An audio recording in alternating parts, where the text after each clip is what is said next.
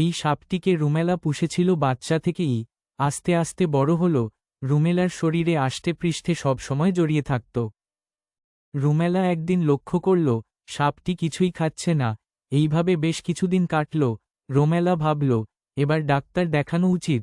রুমেলা ডক্টরের কাছে যায়।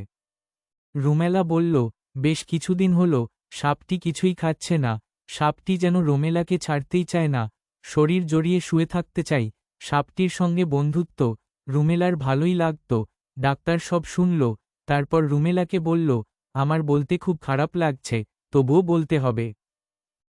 রুমেলা অবাক হল, ডাক্তারকে বলল, আপনি আমায় বলুন, সাপটির কি শরীর খারাপ হয়েছে? ডাক্তার বলল, ওর শরীর খারাপ হয়নি, ও অনেকদিন ধরে পেট খালি রেখেছে, আর আপনার গায়ে জড়িয়ে থাকে, আপনার শরীরের মাপ নেয়। এই কারণেই মাফ নেয়।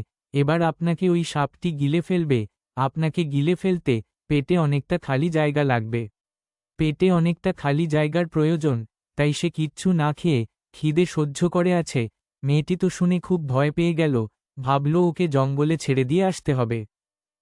মনের দুঃখে সাপটিকে নিয়ে বনে ছেড়ে এলো। রুমেলা খুব আঘাত পেল। সে ভাবল, তার ভালোবাসাটা ভুল ছিল না, ভালোবাসার জিনিসটা ভুল ছিল।